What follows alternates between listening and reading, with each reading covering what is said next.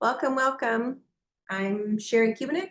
I'm a relationship coach as well as a best-selling author. So I wrote When Marriage Needs a Miracle. Many of you may have joined my list that way. And then, of course, I'm also the creator of Relationships by Design. And we'll talk a little bit about that and what that is later. But this presentation, this class, is specifically on how to get your power back in midlife. So we are just going to jump right into it.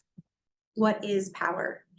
And I wanted to start with this because I think that when we're talking about what power is, that's the first question a lot of people have. As always with these sessions, if you have any questions, put them in the chat. I love interaction. I love if you have your camera on and any sort of interaction because it just is more fun for me. I think it makes it a little bit more interesting if I can see the types of questions that you guys have.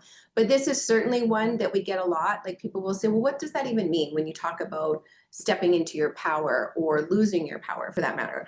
And a lot of times, another thing people will talk about is losing themselves in a relationship. This, when we talk about power in this sense, is very much all wrapped up in that as well when you feel like you've lost yourself. And feel free to comment in the chat if that's ever something that you've thought or even heard or have friends saying that, yeah, like I kind of don't even know where I landed in this relationship. So first, what is power? It's not about control or dominating or needing somebody else to change. In fact, when we need to control, or maybe you have a partner that tries to control you, usually people who are looking for control, it's because they've actually stepped out of their power where they're not living their life from a powerful place. So they're trying to gain power through others. What is power? It's definitely not about pretending that you're fine or that everything's fine when you're not. That's one of the worst things that has come out of a lot of this stuff where we have people on social media who are kind of almost teaching this idea of pretend everything's fine. It's like the act as if. I believe in the concept of act as if, but there's a really big difference between acting as if and trying to create a life you love. There's a difference between that and just pretending that everything's fine and that you don't have any problems, okay? Power is the ability to create the life that you want, including your relationship. But more importantly, it's the ability to do that no matter what is happening around you. So what does that look like? It looks like a lot of clarity, knowing what you want and what you're no longer going to tolerate. It's about the ability to emotionally regulate yourself, so to stay centered and respond as the person you want to be. We've all been in that place where maybe there's an argument with your partner or something happens with your kids and you go to bed that night feeling like, oh, I don't know that I handled that very well. Or maybe it's weeks later, you think, oh, if I hadn't gotten so angry, or I don't know how to not get defensive when my partner's getting upset with me, or whatever that looks like. Power is really the ability to respond in the way that you want to respond, in a way that is coming from truth. That's what power is. It's also energetic alignment. So it's living from what is true, not from your triggers. And when you live from that place of truth, not from your triggers, you then attract to you people and experiences that matches that self-worth. Power is choice. So it's responding from intention, not reacting, kind of very closely related to the emotional regulation piece. And it's speaking from what I call your spirit self. So any of my clients on here will have heard me talk a lot about your spirit self. And that's that part of you that is the most powerful. So when you're in your power, you're instead of reacting from a hurt part of you, instead of, in my case, 17-year-old Sherry showing up and taking over, or 6-year-old Sherry, or whoever it happens to be that day, that hasn't healed. When you're responding with power, it's responding from your spirit self, from that part of you that's healed and knows everything's okay. And power also looks like freedom, because it's letting go of what you can't control and reclaiming what you can control. So that's your energy, your actions, and your future. Those are the only things you can really control. When you're in your power, you don't need something outside of you, such as your relationship or your bank account, to be a certain way in order for you to be okay. It's the moment that things feel really clear to you. It's when you're not responding from a sense of lack or from feeling like you need to chase someone or something. When you're in that place, when you're in your power, you're allowing the universe to take over. So essentially, you're allowing the guidance that's always there to step in and help you out. And the problem is, for most of us, we have spent so much of our life in a place where we've been hustling, grinding, just trying to make things work, trying to hold it all together. I used to say that my life always felt like a vase that had been shattered and broken, and then I pieced it back together, and then I was going through life just trying to hold things together still. When you're able to sort of surrender, what happens is your lens changes, and all of the solutions, all of the opportunities are now visible to you, because that hustle and grind and that lack and scarcity that you're living based on is actually blocking all of the opportunities and all of the answers from flowing more easily to you. Question for any of you. Anyone want to share something around whether or not this is making sense to them, or whether or not they're feeling like, no, I don't get it. You still don't understand what to be in your power would actually look like. Anyone, and it's totally fine if you're not. So otherwise, I'd love to hear you say, not yet.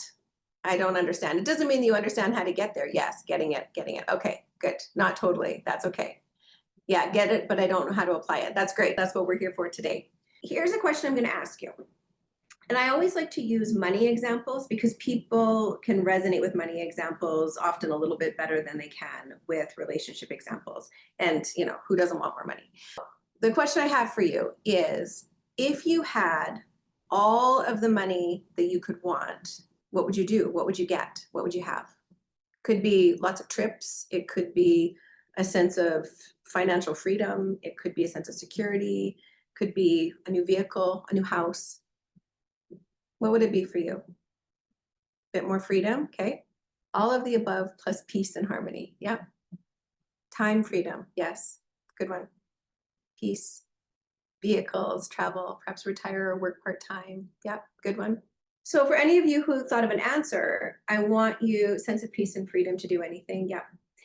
So now I want to ask you the question, so with time freedom, or with vehicles, travel, retirement, what would that give you? Karen says not worrying as much. Financial peace, ease, yeah. This was a trick question, of course, because what this does is it makes my point that if you need the money to have peace within yourself, if you need the money to have peace of mind or ease or less worry or freedom, you've given all your power over to money. You've basically just made the statement that money is my source of peace. Money is my source of ease, of not worrying, which is really peace. My money is my source of freedom. What that says is that you innately believe that you're not the source of that. And that's simply not true. You are your source of peace and ease and less worrying. Money is not the answer. Now I want you to take this same concept and apply it to your relationship. So I could ask the same question: if your relationship was absolutely perfect and your partner absolutely adored you every minute of every day, or maybe they left you alone more if that's what you want, whatever it happens to be for you. If your relationship was exactly how you dreamed it should be, what would that give you? And you're going to have some of those same answers, only relationship related, right? So it gives me a sense of security. It gives me a sense of peace. I don't have to worry. But it's the same thing, happiness, yeah. But it's the same thing. You're saying that my relationship is my source of happiness. So you've given all your power away. My relationship is my source of peace. So you've given all your power away. When you step into your power, you start to recognize, and when you step into aligning with that spirit side of you that always has the right guidance, that's always trying to take you in the right direction in your life, that's always helping you to create, if you would just let her in and take the wheel. When you step into that, what you realize is that, oh, when I step into my joy, then my relationship becomes more joyful. When I recognize how secure I am, then money no longer has the power to make me more secure. Now, what you think is going to happen is you think, oh, you're just trying to trick me to be happy, Sherry. Sneaky. But that's actually not even the case. What I'm saying is that when you become happy, your relationships get better. When you recognize your security, you're guided, your actions, your behaviors represent and are coming from a place of security. So people who have financial security, they have that because they've made decisions as a financially secure person. The security came, then the actions, then the results. What you're doing is you're trying to create something in order to give you the emotion. I'm saying find the emotion and then you will create what you want. Your power equals your vibration. So when we talk about, and when you hear me talk about your high vibe or low vibe, that's all this is, right? We hear about that all the time, like, oh, these low vibe people or high vibe people. What they really are people who are in their power or less in their power. It's a spectrum. High vibe, you have more power to create what you want. Low vibe is about perpetuating your problems. If you have a problem that continues on, so you've got toxic relationship patterns, for example, there is something about you that's matching that. And you're perpetuating that in your life. And when you start to figure out that you have the power to shift that, that's when everything in your life changes. And the same thing applies when you're looking at your finances, which is why I always use both types of examples. Survival mode, which is when you're not in your power, you're just trying to survive. That's when your emotions are dysregulated. You've got increased stress hormones. You've got a narrowed focus. So it's that idea that you're looking at life through this lens instead of removing those blinders and being able to see life and everything and all the opportunities and solutions and ideas that are available to you. And there's emotional exhaustion because it's hard to live for a long time in survival mode. And many of you have probably experienced that. I certainly have. When you're in survival mode, there's a lot of stress and overwhelm. Your confidence takes a major hit. There's conflict in your relationship. There's high cortisol levels, which especially as we enter midlife and perimenopause and menopause and beyond, that cortisol stuff makes such a difference in terms of our ability to regulate ourselves, but also just to maintain our weight and balance our hormones and all of those sorts of things. We have low energy when we're in survival mode because energy is real. And when you're in survival mode, all of your energy is being sucked out of you. And it's what keeps you feeling stuck because when you're in survival mode, you don't feel like you can make the change. You don't feel like you've got the power to create the changes that you want in your life. When you're in this place, things seem to get worse instead of getting better with age.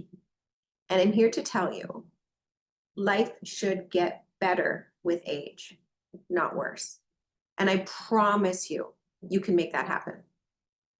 If you have this belief system, which many women do, unfortunately, that it's just like, well, it's just how it happens as you get old, right? That's just a lie that's been fed to many of us. And I'm sure that all of you know at least one person whose life continues to improve with age.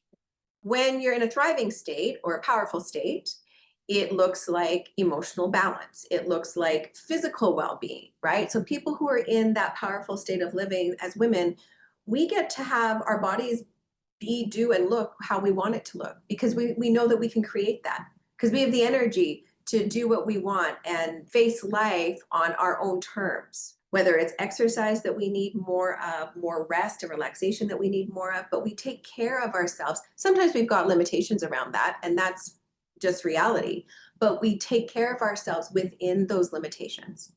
We have mental clarity and we have purpose and fulfillment, which is another huge thing that happens when you step into your power. You start to step into that place where you feel like you look forward to life. It's Joe Dispenza who uses the example of little kids when they wake up in the summer and they get to go to camp. And they wake up in the morning so excited that they get to go to camp that day. And the reason that they're excited is because they're really expecting something good to happen at camp, which is so funny because they don't know that something good's going to happen at camp. That's just their expectation. But somehow, as our life moves forward and as certain things kind of knock us down and destroy our confidence, we get to a point where it feels almost normal to wake up in the morning and not look forward to the day ahead. And I'm here to tell you that's not the way that it should be. You should look forward to the day ahead, but you should look forward to the year ahead, the next decade of your life, the next 4 decades of your life, whatever it happens to be. When you're standing in your power in that thriving place, there's peace and happiness, self-assurance, confidence, love, balance. You're energetic. So life gets better and better, and you look forward to the future. Those are the 2 big differences. There is a process that I wanted to walk you guys through in terms of how you can actually do some things on your own that will help you step into that place of power when you need to, or when you're realizing that that's not where you are. First, pause the pattern.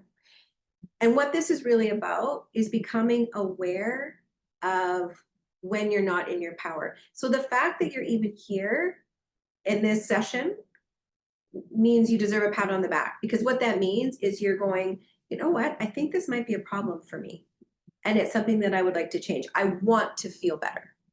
I want things in my life to change in a way. And I feel like if I just learn some stuff, I have the power to do that. So the fact that you're even here means you're on step 1 or beyond, in the sense that you're trying to do what it takes to pause that pattern. The initial goal for you is to interrupt an automatic response, that spiral of overthinking, the urge to fix or prove something to people or to people please, right? It's noticing when your emotions or an emotional charge is taking over how you show up in your relationship or in your finances or any area of your life. The practice then is to notice when you're in survival mode, when you've got that tight chest, when you're shutting down, and to simply pause and recognize that for yourself. And if that's all you can do right now, that's a win. For a lot of this stuff, it feels like it's never enough, but recognize it's the lack of power, it's that ego voice that's saying it's not enough. I want you to flip that on its head. And when you're able to stop yourself or even notice afterwards, oh, I did that. And to notice and think, well, that's a win that I'm at least noticing. Because you will get to a place of change and shifting, but it starts here. So that's really the first act of stepping into it. Second thing is, take your energy off the problem. And so if there's anything I want you to, I always say tattoo on your hand, but if there's anything that I want you to take away from this session, it's this, that problems only exist when we really give our energy to them. And what we think is that if I focus on this, if I analyze it, try to fix it, try to figure out how this happened, that somehow that's going to change something for us. What we don't realize is that we actually hold ourselves in the energy of the problem, and by doing so, block the solutions and the opportunities for change that is surrounding us. Think of it this way. Again, I'll use a financial example. If you have credit card debt and you'd really like to get your credit card paid off, and you're constantly saying to yourself, I'm so broke, I don't have enough money, I can't go on this trip, I have all this debt, I have to put all my money on my credit cards. That keeps you out of your power. Now, so does that mean, oh, just ignore the credit card debt? It's fine. No, it does not mean that. What it means is focus on building wealth. Take your energy off the problem of the debt. Set your intention on building wealth, building what you want, creating the life you want. That doesn't mean you don't pay off the debt, but it means that you see, as each payment goes on in the debt, you see it as that you're building more wealth. You're getting closer and closer to building wealth. So your focus has shifted. When you all of a sudden focus, just even think about those two things. Think about, I'm paying my debt, which is still not super negative, but still kind of negative. Still the focus is on the debt, versus I'm building wealth. Even that small shift will make a huge difference in what your finances look like a year from now. If in your relationship, it feels like we're totally disconnected. He never talks to me. He never shares anything with me. I hear this all the time from my clients. If your focus is on that and your husband comes home and ignores you, goes and showers, goes and sits in front of the TV and doesn't say a word, you're going to see that as another example of why you're so disconnected. And then you'll behave from that place. You'll behave from a place of hurt. You'll behave from a place of focus on the disconnect. And you might get resentful. You might think, fine, I'm going to the other room to watch a different television, whatever it might be. Whereas if you see that happen, the exact same scenario happens, but instead of focusing on we're so disconnected, you focus on the fact that, well, we've been married for 32 years and we're very comfortable. It makes it a lot easier then to walk into the living room or wherever he is and say, hey, how was work? Maybe plant a kiss on the cheek, or it's about the feeling that you have and how you deal with the relationship. There's a clarity that comes, or maybe your partner really is just being a jerk, but you actually can't tell if your focus is always on the problem. You will never find a solution when your frequency and your focus is only on the problem. Problems only exist when you give your energy to them. In order for them to go away, you have to take your energy and your focus off the problem. The practice would be using your breath, body, or awareness. We've got lots of different meditations for this type of stuff in Relationships by Design. And you ask, what part of me is running this moment? My fear or my truth? My fear or my spirit self? What is guiding me? Because if the past is guiding you, your future is going to look like your past. That's the rule. The only way your future looks different is if you recognize when it's showing up and when it's guiding you. So this is why it's so important to go through and understand and process the trauma, the issues, the problems from your past. We don't focus on our problems from the past to put our focus there. We focus on them only to understand the energy that they're bringing into today. So if you had an abusive father, or a difficult relationship with your mother, or some sort of a trauma when you were a child or in your 20s or whatever it might be, the energy of that can be stuck in your life and it can be guiding you. I was talking to a beautiful woman yesterday who was talking about her upbringing as a strong Irish Catholic family and everything that meant for her. What was interesting is then she was talking about how she didn't realize until this call how much of that was making her feel guilty for the success that she had. And I'll tell you, if you feel guilty for your success, you're going to block it. Because every time she went home to see her family, they would almost kind of shame her or be like, oh, you're rich now, and made her feel like she was really different. And then she felt guilty.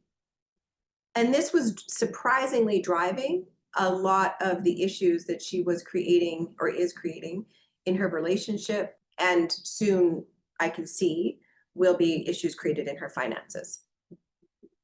I can't even tell you the number of women I talk to who have a similar story to that.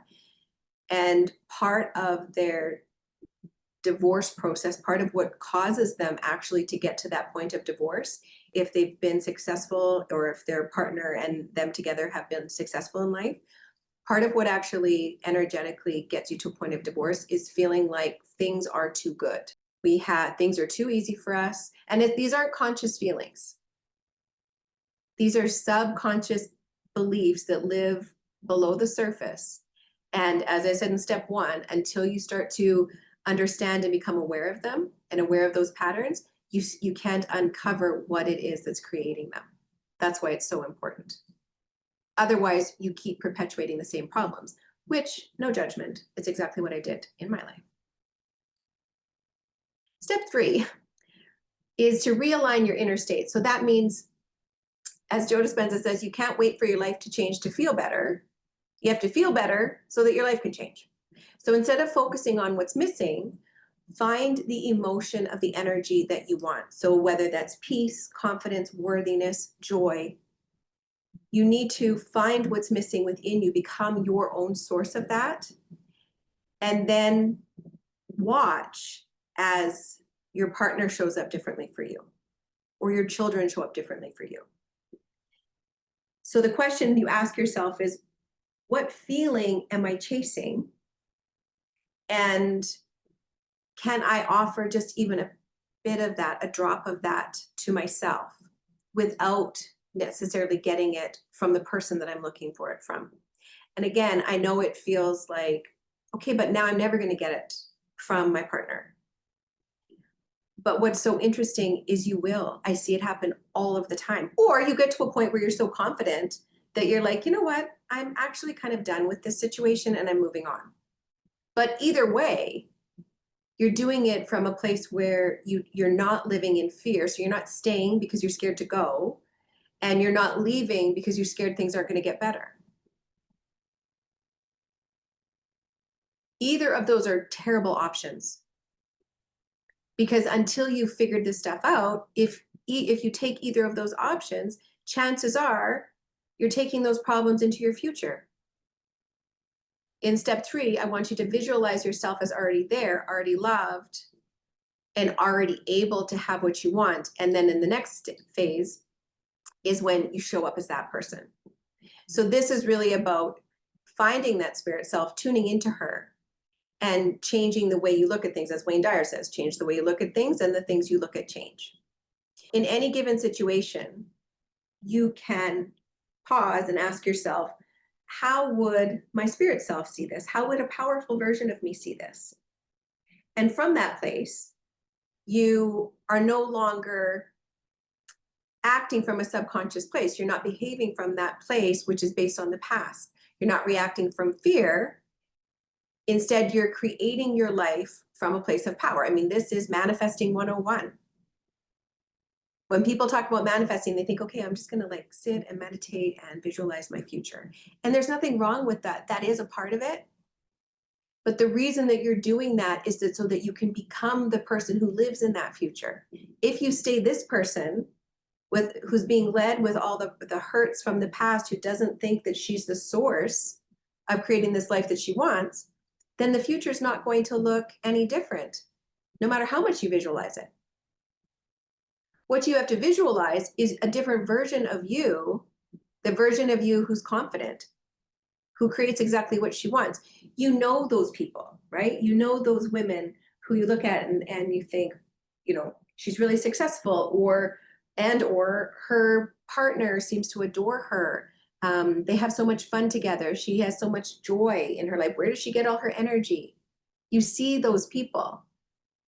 So when you're visualizing the future you want, you also have to visualize who you needed to be to create it. And she's there. She's just ready for you to peel away all the crap that's been piled on top of her for so many years so that she can take over again. This is what we call inspired action. And again, I have inspired in quotes because the word inspired means in spirit. It's asking yourself, what would the version of me who trusts herself do next? So if it's money stuff, how would a wealthy woman show up? When a wealthy woman gets her bills, how does she feel? Does she leave them set aside and ignore them for a month? Or does she pick them up, feel completely fine, neutral, no emotions around them, and pay them? Same thing with her credit card. How would a woman who knows that she's lovable show up in a relationship? Would she tolerate being yelled at, treated terribly? I'll tell you, she wouldn't. She doesn't show up that way. We really do teach people how to treat us. How would the most confident version of you show up? Then you do that. You want to step into being her.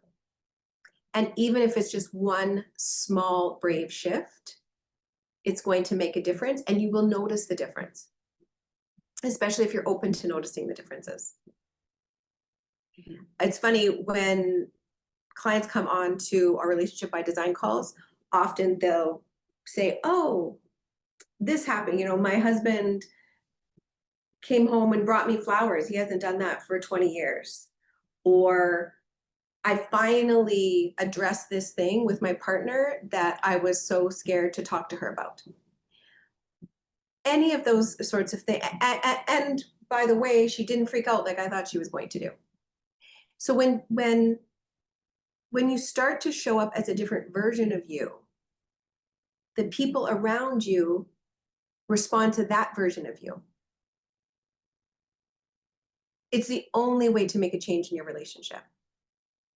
5, let go and allow. The moment that you surrender and trust is really the moment that you open yourself up to those miracles that we talk about.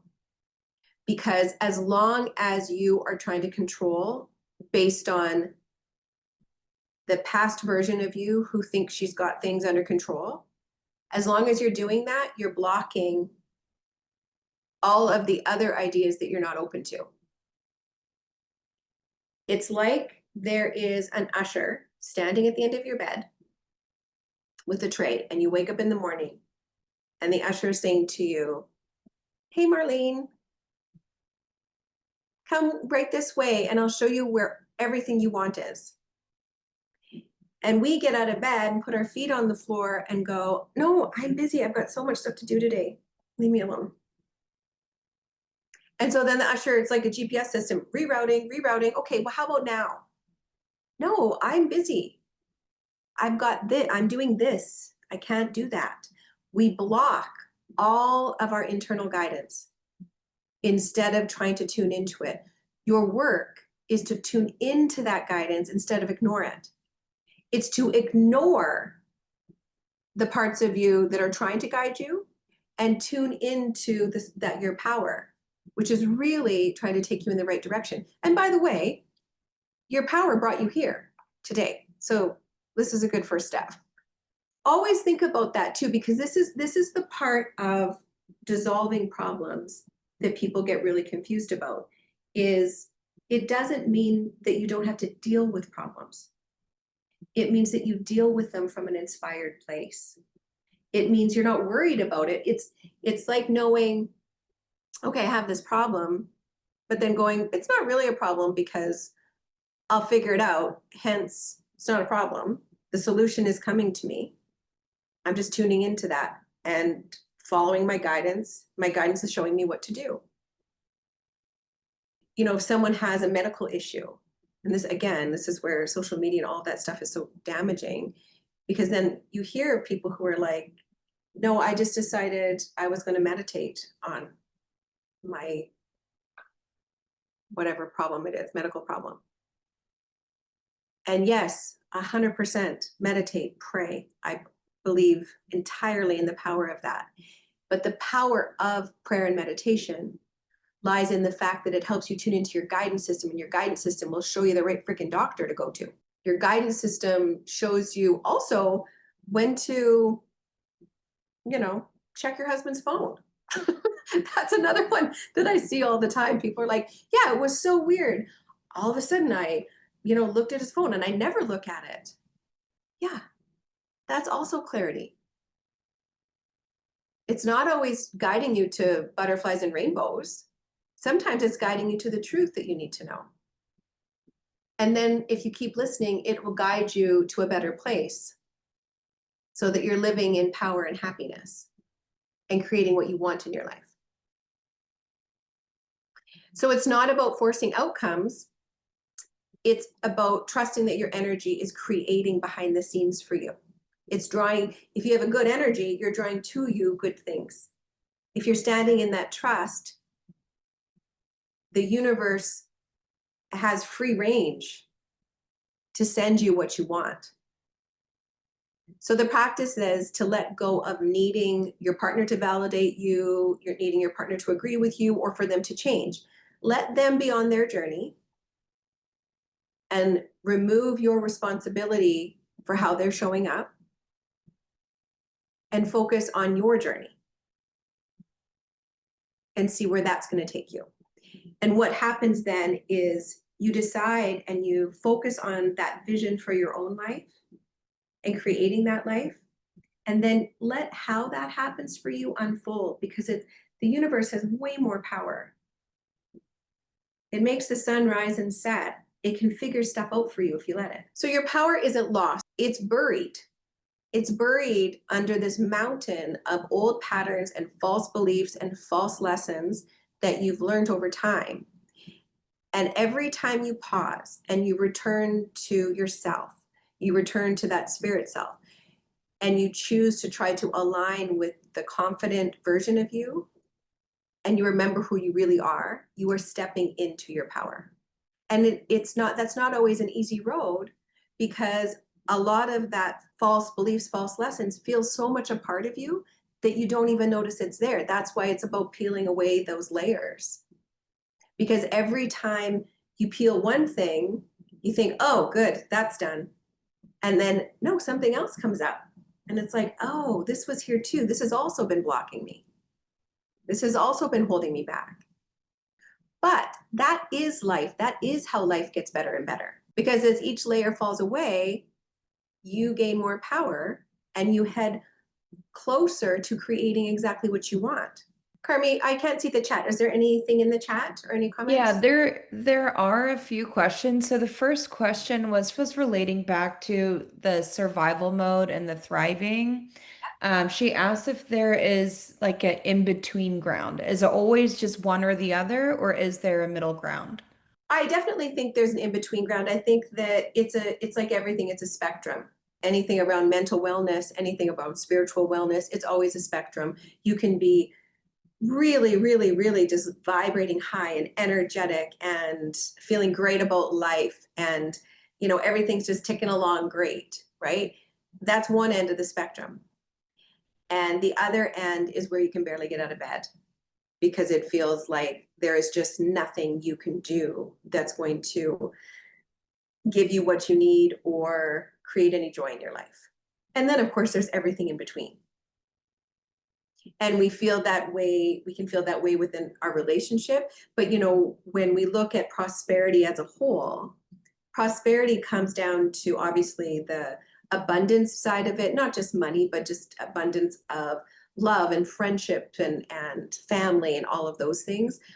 And it's also your relationship, it's also your finances, right? So all of these things impact where you are on that scale, how you see them.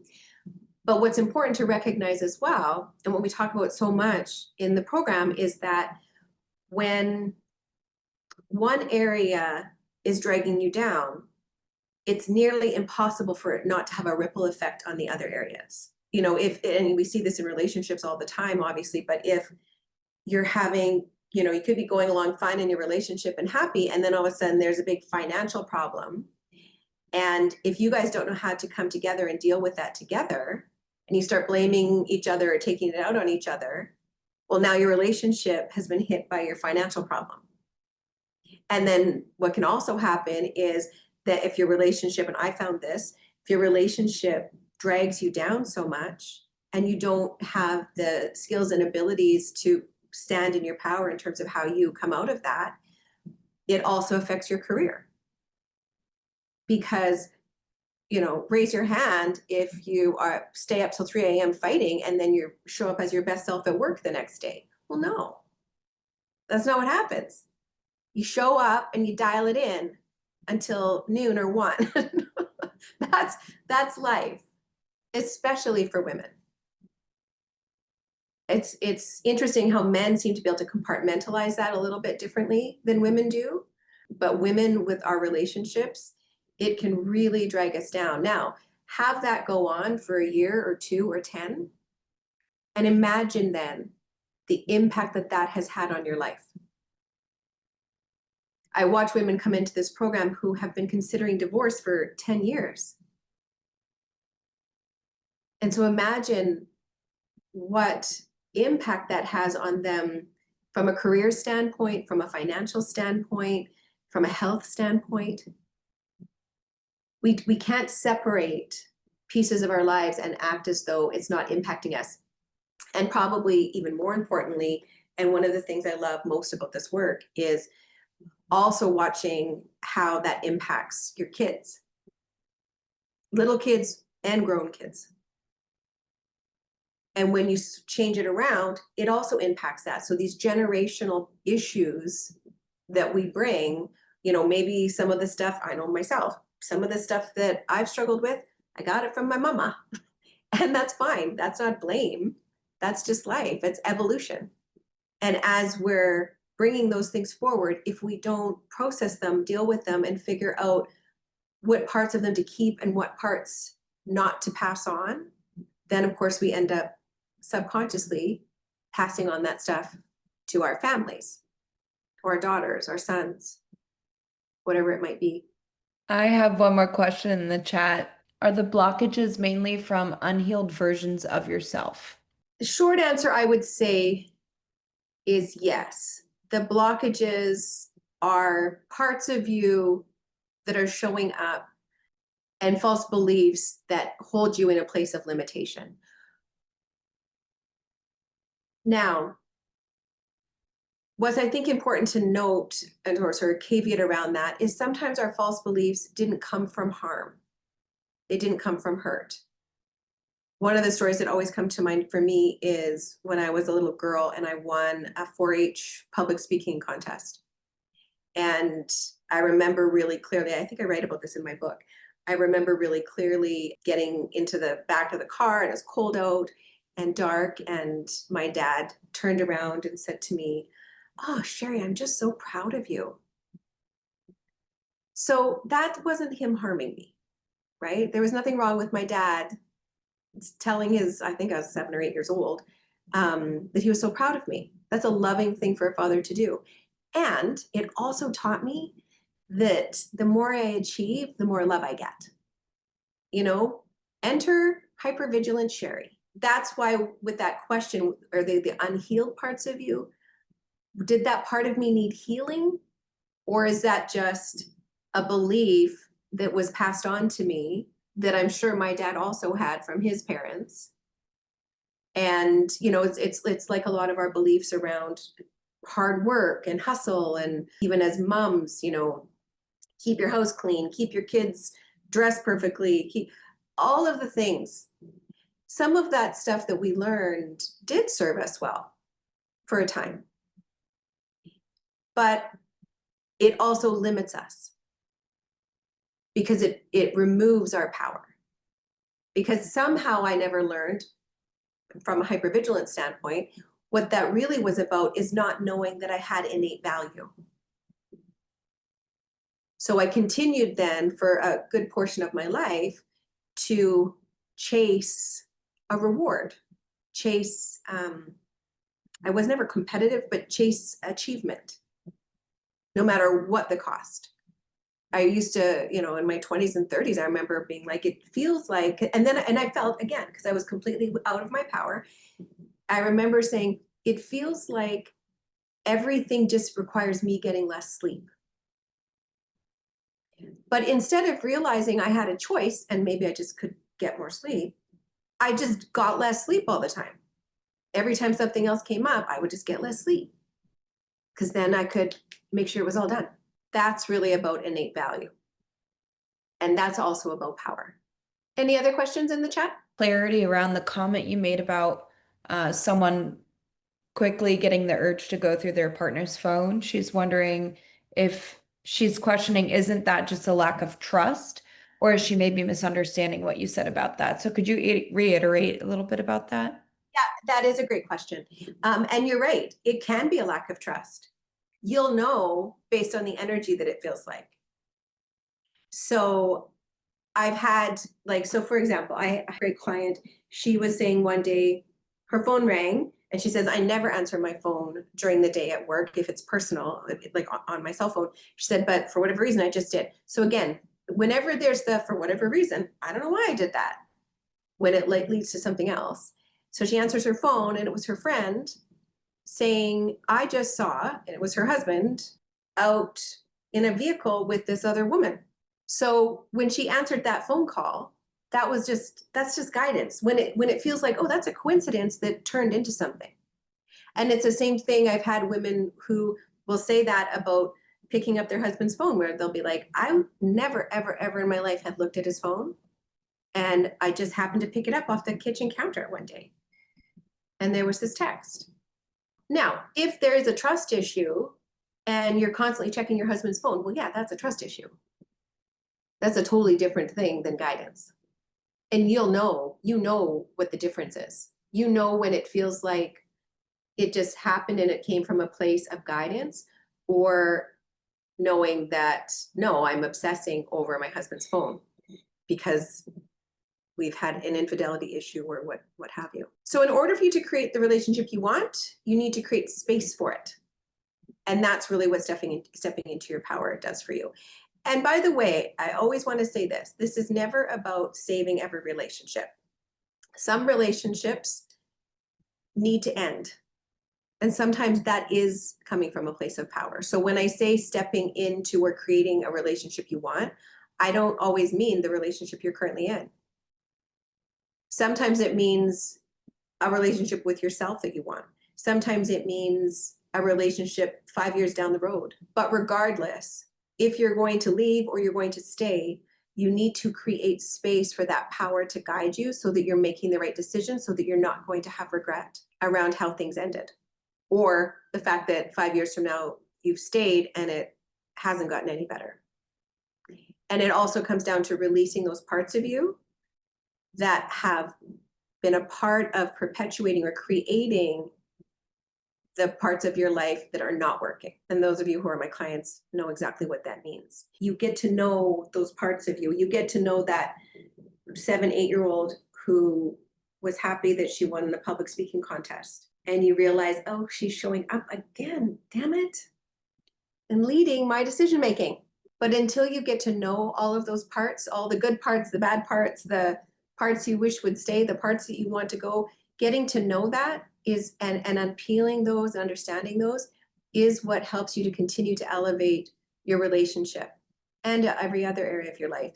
And as you do that, as you step into being her, you will see a difference in how your partner treats you if you're currently in a relationship. This is Bree. I always like to share some success stories because I know sometimes with this stuff, it feels like, oh, this can't work for me. And so this is Bree Stevens from California. Love her. She says, when I started working with Sherry, I was a hot mess. Her words, not mine. My marriage was in trouble. I had no confidence. I felt like it was affecting my parenting. I can't even put into words how working with Sherry's changed me. It changed how I think and how I see myself. My relationship is healthier now, but more importantly, it's my confidence that's really grown. If you have the opportunity to work with her, just do it. Best thing I ever did. Here's Lisa. Another one, she is from Toronto in Canada. So she says, our marriage had progressively been breaking down over a 10-year period. We'd been married for almost 30 years. We stopped doing things together, almost were avoiding each other. I was seriously considering leaving the marriage as trying to talk about our problems always ended in an argument, which, by the way, most of the time, if you try to talk about your problems, it's going to end in an argument, because talking about your problems is not a good idea. You want to be addressing that stuff and coming at that from a place of power, which means really focusing your energy more towards creating solutions. She said, it's been an 18-month journey, but we're in the best place we've been in over 10 years. We're on a path of positive growth, doing many more things together and enjoying our time together. I loved working with Lisa, and Lisa actually was one, I've had this happen lots of times, but she was one where I'm not sure, I think at the beginning her husband was kind of like, what did you sign up for? And then he ended up emailing me and thanking me because of the differences that he saw in her and the way that she was just standing in strength, which basically he was like, yeah, like this is no BS. I had to smarten up or my wife was going to leave me. Then there's Tamara from BC. She said, I reached out to Sherry because my hubby and I were having issues with crossing boundaries and communication. I felt at a loss. I'd been married for 34 years and I wasn't sure if it was over or if it was fixable. With Sherry, I learned so much about working on myself and taking care of me. It was a process, but my husband and I are back on track and I'm feeling the love again. So that's nice. And all three of these examples happen to be women whose marriages were saved. But I always have to say, I have other examples that are also wins of women who were like, no, my husband started fighting for me. And I was like, no, too little, too late. I'm out of here. I'm not doing this anymore because you're not treating me the way I want to be treated. And that's a win too, huge win. If you live based on past programming, you're going to keep recreating your past. It's just the way it goes. Of course, if you're struggling and you want to make the shifts that you want to make so that you feel confident, you feel excited about your future again, Relationships by Design, the program really will help you get there. It's that concept of you teach people how to treat you. When you teach them that from a more powerful place, it creates huge changes in how you show up, but then in how they show up. And it has a huge impact on all areas of your life. This is another bonus 30-day program.